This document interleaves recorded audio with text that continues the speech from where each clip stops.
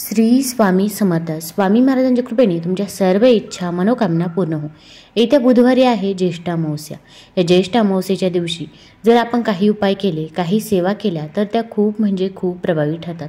ज्येष्ठ महिन्यातील कृष्ण पक्षातील अमावस्या तिथीला ज्येष्ठ अमावस्या साजरी केली जाते. अमावस्या कृष्ण पक्षाच्या 15व्या तिथीला येत असते. सध्या मराठी ज्येष्ठ महिना सुरू आहे. ज्येष्ठ अमावस्येच्या दिवशी सर्वात सिद्धियोग तयार होत आहे. सर्वात सिद्धियोगात केलेले कार्य यशस्वी ठरते.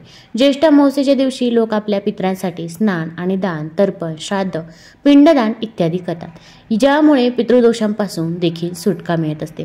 आता या दिवशी सर्वात सिद्धियोग तयार होत आहे आणि या योगामध्ये जर आपण काही उपाय केले, काही सेवा केल्या तर त्या खूप प्रभावी ठरतात.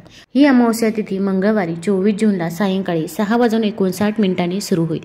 तर ही तिथी बुधवारी 25 जूनला दुपारी 4 वाजता संपेल. तर आपल्याला उदय तिथीनुसार अमावस्या ही 25 तारखेला साजरी करायची आहे. आता या दिवशी आपल्याला कावळ्याला एक वस्तू खाऊ घालायची आहे की ज्यामुळे आपल्याला जो काही पितृदोष आहे तर तो नक्कीच दूर होण्यास मदत होईल. आता तुमच्या घरामध्ये पितृदोष असो किंवा पितृदोष नसो तरी पण तुम्ही हा उपाय आवर्जून करायचाच आहे. कारण की भरपूर वेळा आपण एखादं घर बघत असतो, त्या घरामध्ये श्रीमंती तर असतेच, पण तरी पण त्या घरामध्ये पैसा हा येत असतो. तसेच त्यांच्या मुलांची देखील पाहिजे तशी प्रगती होत असते. त्या घरामध्ये कोणतीही अडचणी, अडथळे, संकटे नसतात. तसेच प्रत्येकजण हा अगदी गुण्यागोविंदाने कुटुंबामध्ये राहत असतो. या उलट आपल्या घरामध्ये मुलांची विवाह जुळून येत नाही, संतान प्राप्ती होत नाही किंवा आपण नुसते कष्ट तर करतो पण कष्टाचे, मेहनतीचे आपल्याला पाहिजे तसे फळ मिळत नाही आणि मुलांची देखील प्रगती होत नाही.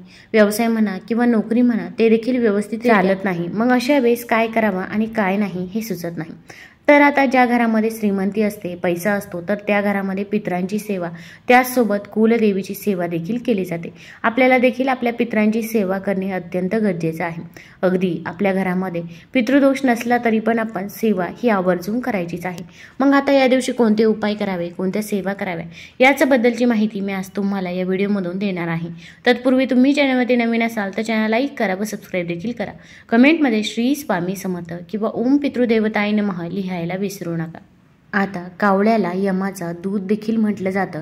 तसेच पितृपक्षात देखील कावळ्याला अनन्यसाधारण महत्त्व आहे. पितृपक्षामध्ये आपण कावळ्यांना अन्न हे आवर्जून देतच असतो. आता आपल्याला या अमावस्येच्या दिवशी देखील कावळ्यांना हे अन्न द्यायचं आहे. कारण की अमावस्येच्या दिवशी आपले पूर्वज हे पृथ्वीवरती येत असतात आणि ते कोणत्या ना कोणत्या रूपामध्ये आपल्या समोर येत असतात.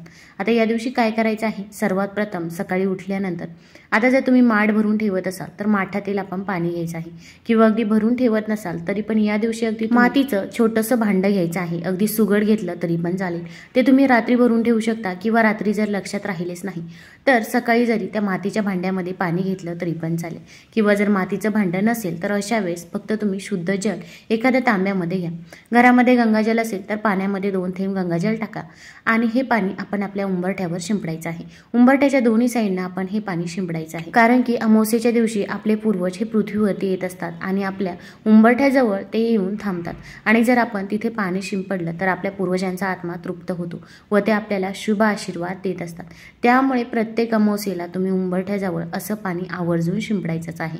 आता ही पाणी शिंपडत असताना आपण ओम पितृदेवताय नमः, ओम पितृदेवताय नमः या मंत्राचा जप करायचा आहे किंवा अगदी तुम्ही तुमच्या पूर्वजांचे स्मरण केले तरी पण चालेल. त्यानंतर या दिवशी आपण कुत्र्याला एक वस्तू खाऊ घालायची आहे आणि त्याचसोबत आपण कावळ्याला देखील एक वस्तू खाऊ घालायची आहे. तर आपण थोडासा भात शिजवून घ्यायचा आहे. आता भात शिजवत असताना आपण त्यामध्ये मीठ टाकायचं नाही, तर आपण आळणी भात शिजवून घ्यायचा आहे. आता हा भात शिजवून झाल्यानंतर आपण तो एखाद्या पत्रवाळीवरती किंवा पुठ्ठावरती किंवा कागदावरती ठेवायचा आहे. कारण की हा भात आपल्याला घराबाहेर ठेवायचा आहे, त्यामुळे तुम्ही एखाद्या पुठ्ठ्याचा किंवा कागदाचा वापर करावा. आता हा उपाय कोण करू शकतं, घरातील कोणत्याही व्यक्तीने हा उपाय केला तरी पण चालेल. पण शक्यतो जी काही घरातील वडीलधारी व्यक्ती आहे, आजी असतील किंवा आजोबा असतील तर त्यांनी हा उपाय करावा. तर त्यांना करणे शक्य नसेल तर अशा वेळेस तुम्ही जरी हा उपाय केला तरी पण चालेल. फक्त सुतक असेल किंवा मासिक धर्म असेल तर या काळामध्ये आपल्याला हा उपाय करता येणार नाही आणि आपण जो काही उपाय करत आहोत त्या उपायाबद्दल आपण कुणालाही सांगायचं नाही. मग शेजारची व्यक्ती असो किंवा नातेवाईक असो, भरपूर वेळा आपण कुणाला तरी सांगतो, मग आपण जो काही उपाय केला तर तो उपाय सफल ठरत नाही. कारण की प्रत्येक व्यक्तीला आपल्याबद्दल, आपल्या मुलांबद्दल चांगलेच वाटते असे नाही.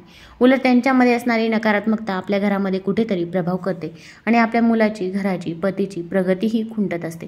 त्यामुळे कुणालाही न सांगता गुपचूप आपण हा उपाय करायचा आहे. हा उपाय करण्याच्या अगोदर घरामध्ये गोमूत्र शिंपडायचं आहे किंवा पाणी घ्यायचं आहे, पाण्यामध्ये हळद टाकायची आहे आणि असं पाणी घरामध्ये शिंपडावं. कारण की भरपूर वेळा आपण मांसाहार करत असतो किंवा नकारात्मक देखील बोलत असतो.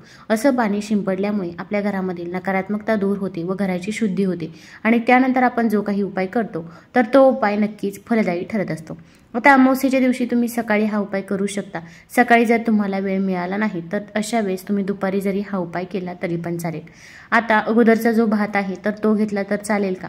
तर आपण असं चुकूनही करायचं नाही. अगोदरचा भात असेल किंवा अगदी आपण त्याच दिवशी जरी भात बनवलेला असेल तर तो देखील भात घ्यायचा नाही. किंवा अगदी कावळ्यासाठी जरी तुम्ही हा भात बनवला असेल तर त्यातून थोडासा भात देखील आपण आपल्यासाठी घ्यायचा नाही. जो काही नैवेद्य आहे तो फक्त आपण आपल्या पितरांसाठीच ठेवायचा आहे. आता हा भात काढून घेतल्यानंतर पत्रवाळीवरती किंवा पुठ्ठ्यावरती हा भात ठेवायचा आहे.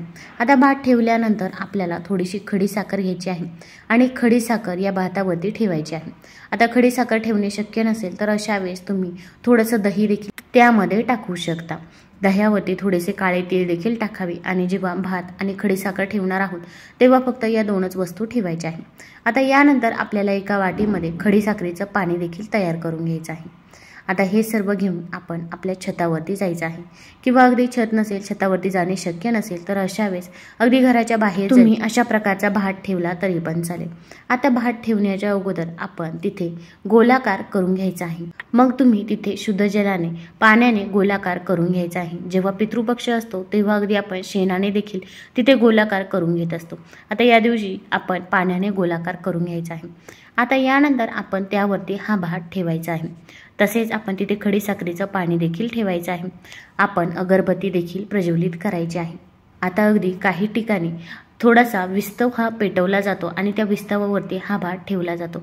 असं केल्यामुळे आपण जे काही अन्न पितरांसाठी देत असतो तर ते आपल्या पितरांपर्यंत पोहोचतं अशी मान्यता आहे. आता तुम्हाला ते करणे शक्य असेल तर ते देखील तुम्ही करू शकता. आता अगरबत्ती प्रज्वलित करायचं आहे आणि तिथे आपण भात आणि खडी साखरेचं पाणी ठेवलेलं आहे. आता यानंतर आपण आपल्या पूर्वजांचं स्मरण करायचं आहे. तुम्हाला तुमच्या पूर्वजांची नावं आठवत असतील तर तुम्ही त्यांची नावं देखील घेऊ शकता किंवा ओम पितृदेवताय नमः, ओम पितृदेवताय नमः या मंत्राचा देखील जप करायचा आहे. पितृअष्टक देखील तिथे पठण करायचं आहे किंवा अगदी तुम्ही मोबाईलवरती लावून देऊ शकता. श्रवण केलं तरी पण चालेल. यानंतर आपण आपल्या पूर्वजांकडे माफी मागायची आहे. आपण म्हणायचं आहे, माझ्याकडून जर काही चूकभूल झाली असेल, घरातील लहान्याकडून मोठ्यांकडून जर काही चुका झाल्या असतील तर त्याबद्दल आम्हाला माफ करावे. पण इथून पुढे आमच्याकडून जशी सेवा होईल तशी सेवा आम्ही तुमची नक्की करू असे आपण आपल्या पूर्वजांना म्हणायचं आहे. आता आपलं हे सर्व म्हणून झाल्यानंतर आपण म्हणायचं आहे, पश्चिम, वायव्य व दक्षिण दिशेला राहणारे जे पुण्यकर्मी कावळे आहेत त्यांनी या अन्नाचा भाग ग्रहण करावा. धर्मशास्त्रामध्ये याच विधीला काकबली म्हणतात. यामुळे आपले पूर्वज हे प्रसन्न होत असतात. आता हा भात जर कावळ्याने खाल्लाच नाही तर अशा वेळेस दुसऱ्या दिवशी तुम्ही हा भात वाहत्या पाण्यामध्ये प्रवाहित करायचा आहे. तुम्हाला जर हा व्हिडिओ आवडला असेल तर चॅनल लाईक करा, सबस्क्राईब करा. धन्यवाद.